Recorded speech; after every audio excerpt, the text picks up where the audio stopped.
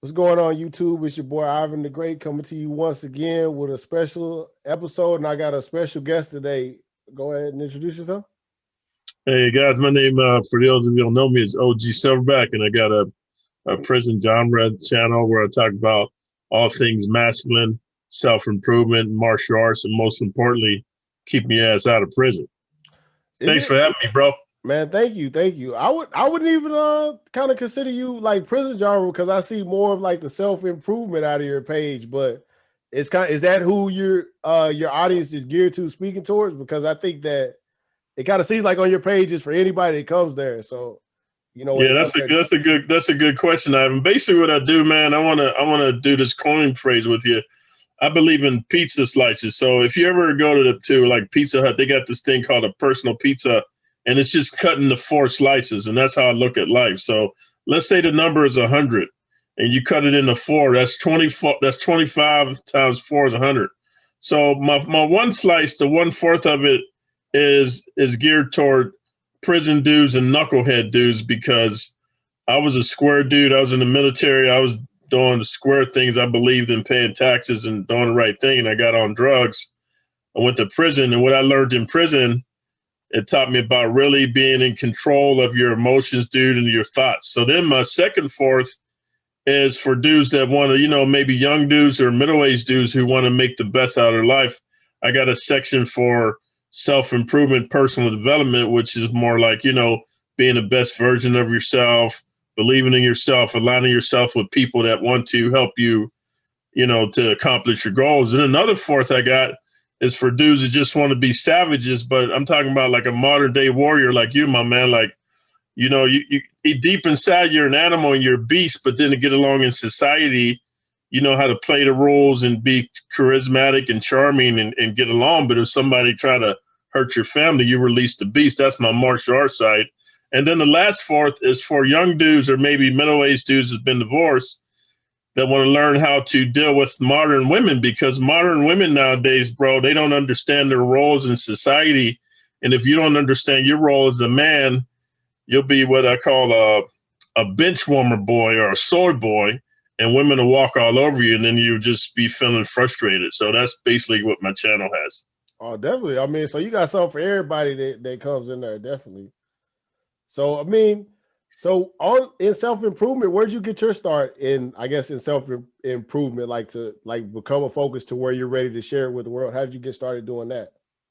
Well, I gotta be honest with you. That's a good question. So first, I wanted to say that when I was in the military, man, I had a lot of good role models. Like some of the NCOs are really pivotal in my life. But at that point, Ivan, I was too young to really appreciate the gems they were giving me. So don't take this the wrong way. I was in my 20s, Okay, and these were I was gonna my. ask you that what age you went into the military at, because that is I went in common. at 17. I went in at 17, and I did 10 years in the military before I got in trouble.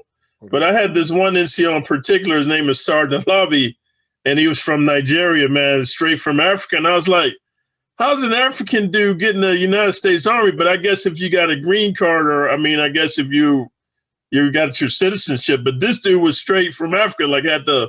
I don't know if you know the singer named Seal that's got the cuts in his face and all that stuff. You ever Yeah, heard of Seal? yeah. Yeah, but that means something in their tribe. So these dude had cuts on his face, cuts on it. He was a savage, bro. And he used to always tell me, hey, my friend, you always doing this martial arts, bodybuilding, and all these weapons. You should go to school and take advantage of the military. Because when I was in the military, Ivan, on college, they had these satellite campuses where you can actually get your degree. Like you can get your degree while you're in act. I mean, of course, if you're not on guard duty or CQ or whatever, you're not on a mission, you can, get your degree. Like But I was like the just, education center. yeah, the education center. Yeah, yeah. So, but I was so busy trying to be, Mr. Olympia and Bruce Lee and all this manly stuff that I didn't listen. I did take a few courses, but when I look back on it, I could have got, I did 10 years in the military. I could have came out with a master's. And so he was always on me, man. I was always wondering why this dude, I felt like he was picking on me, right? So then Yeah.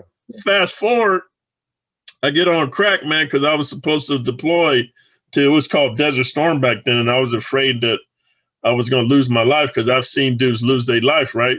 So I got on crack, military kicks me out, end up in prison for 10 years, right? Level 4 prison. And just the savagery I saw, I said to myself, Ivan, I would just sit in the shoe or in my cell and I would reflect back on the things that Sergeant Lobby told me. If you're listening to Sergeant Lobby, man, appreciate you.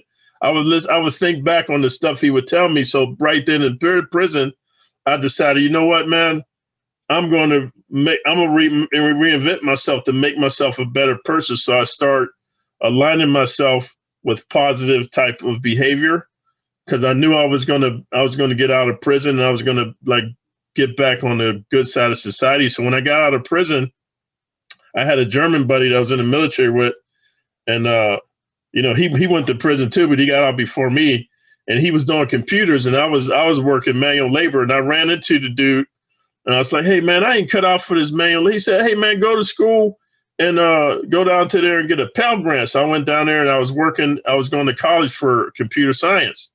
So I told my professor, I was like, hey man, I'm a starving student, man. I need help. And just because I was studious, Ivan, he recommended me a job in Silicon Valley, which is up in San Jose. So when I was in San Jose, man, I had a mentor. He was a Spanish dude. He was like, hey, my man, like, if you want to be good in this field, you should start going to computer conferences and seminars and join computer associations so you can learn lingo, learn how to dress. Because I was wearing my halfway house clothes. You know, they give these homeless dude clothes. So I was pretty scrappy looking. Yeah. So anyway, when I started going to those conferences, I met this German lady. I'm not going to say her name, but I met this German lady at the conference, and dude, we just was kind of attracted to each other because I've been to Germany. I don't speak fluent German now, but I sprechen Sie Deutsch. You know, I expressing bisschen Deutsch. Yeah. You know, I still get out. For those who don't know, that's speaking a little bit of German is what he said. Yeah. So hey, Ivan, I heard her accent, and I was like, hey, are you from Germany? She's like, yeah, I'm from Heidelberg. And I go, ich lebe in 5 Jahren in wunderbar Deutschland. I hit her with that.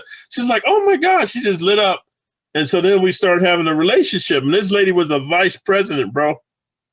So she turned me on to Brian Tracy, Jim Rohn, Anthony Robbins. And she gave me these, back then they had these little cassette tapes, right? Yeah. No, but bro, you know, I have been in prison for 10 years, done no fap. You know, my wife left me. I didn't masturbate, didn't mess with homosexuals. So after 10 years of not being with a woman and then having, you know, relations with a woman, I was in love with her, bro. Yeah. And through her love and her belief in me, you know, because Germans, when you go to Germany, bro, I'll be honest with you, there's two types of Germans, man. There's some Germans that are just really open, loving. You know, they love minorities or whatever. And I ain't gonna lie to you, they still got like the real Nazis over there, like for real. Like it'll come up on the news like, hey, this is what they'll tell you. If you're a minority, don't go downtown today because there's a Nazi parade and them dudes ain't playing. So, you know, I gravitated with the German. Overseas in the military, you see that. For anybody who's been in the military that knows about overseas, is they put out reports and they'll let you know if a protest is going on outside of base. Because a lot of these countries, just because the base is there, doesn't mean those people in that country don't want you there. So my first duty station was Korea, and I was in Seoul. Mm-hmm. So if anybody knows about Yongsan, then they typically have protests outside the base like that, and they would warn you not to go outside the base. But in Korea, we had curfew. So how was it in Germany? Did you guys have like curfews and stuff like that? No, but they would do the broadcast when they was having a Nazi day or Nazi parade. No, because the Nazis ain't playing, man. They like.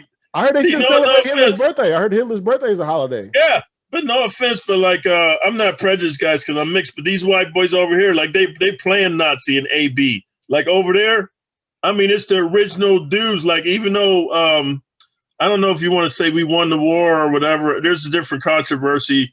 But the Nazis are still around, bro. But anyway, what I was trying to say is, you know, I was gravitating toward German people that were open to minorities. So I learned German, had a German girlfriend. So when I met this German lady, hit her with the German, we had a relationship, bro.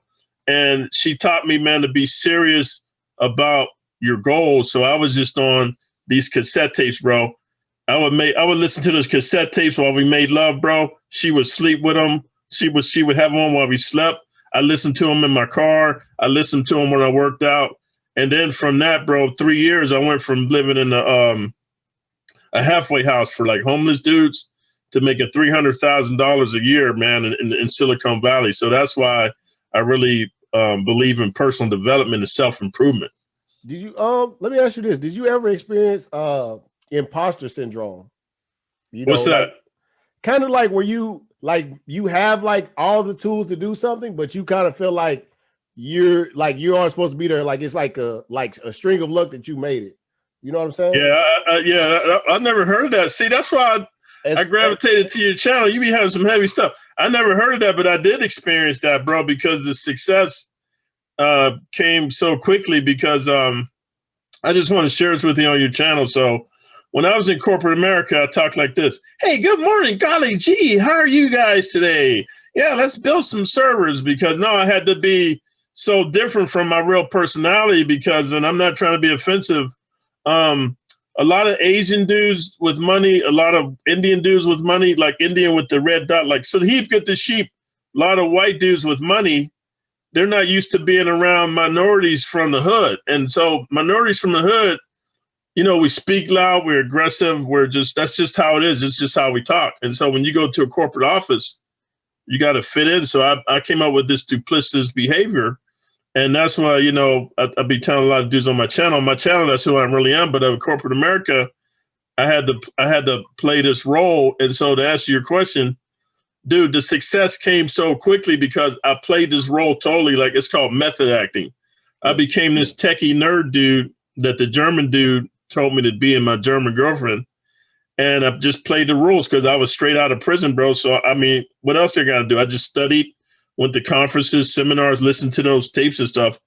And dude, I got so successful, I had the imposter syndrome. I'm like, oh man, people going to find out that I'm really not that dude. And I'm glad you gave it a name. Yeah. Because, you know, there's a lot of people that say they have it, that when they adapt to something, that they study something the same way you did, they study it, that they don't necessarily have they almost feel like it's luck that they did it. That right. You know, luck. But then also another thing you touched on was networking. How key was that? Because that had to take to go into those conferences, like you said, to start out in clothes that were for the homeless, to come from there, to be comfortable enough, I guess, to relax enough to go out and say, okay, I'm gonna talk to this vice president and not walk away and you know, accept the help, accept those things. You know what I'm saying?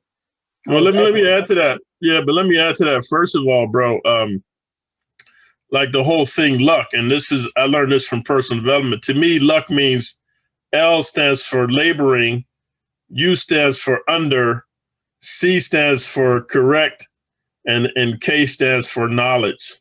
Laboring under correct knowledge. So I don't really believe in luck, bro. The reason I had imposter syndrome is because, and this is on my channel. And I didn't make it up. I'm just sharing with you. I do what's called monkey see, monkey do. So I learned this from the German dude and the German girl. She was like, if you want to be successful, all you do is find the most successful guy in your company or in the gym or that's on martial arts or with women or whatever, and you befriend this dude. You learn, like, there's a book called How to Win Friends and Influence People. Yeah. You read this book and you apply those technologies to become their friend. And then all you do, like, I'm going to give you an example. Let's say I wanted to be like you. First of all, I would move to wherever you live at. I don't know. But then secondly, I would wear that green, I would wear the hat that you got on. I would trim my beard up like that. I would wear a black t-shirt like you're doing. I would eat how you eat. I sleep. It's called mirroring. Yeah. And then once I reach your level of success, I can reverse engineer it. So what I'm trying to say is, I went ahead and on my channel, it's called Fake It Till You Make It. Now, there's a lot of trolls come on my channel be talking about, oh, you know, that's fakery, that's this and that's that. But like, dude, in this life, bro, sometimes you got to step outside of your comfort zone of who you believe you are, or who your parents told you are, your society told you are, even the military, whatever. And you got to sit down sometime. That's why I'm not trying to say prison's a positive thing. All I'm saying is when I was in the SHU or segregated housing by myself for like 3, 6, 9 months, and they never opened the door. So you got to play mental tricks. I would just look and I would say to myself, like, who is it I want to, who is it am I really? And then from there, I'll become congruent with whoever I believe I am, not who society said I was or whatever. So sometimes, Ivan, when you want to become a different person from who you are, dude, you got to act as if, you got to act like you're that person until you become that person. So that's where faking until you make it comes from. You got to fake who you are until you become it, because they say practice makes perfect. That's not true. Practice makes perfect, because when you first try something, it's going to be weird. It's going to be difficult. You're not going to want to do it. You're going to feel like you're faking. You're going to feel like you're a fraud.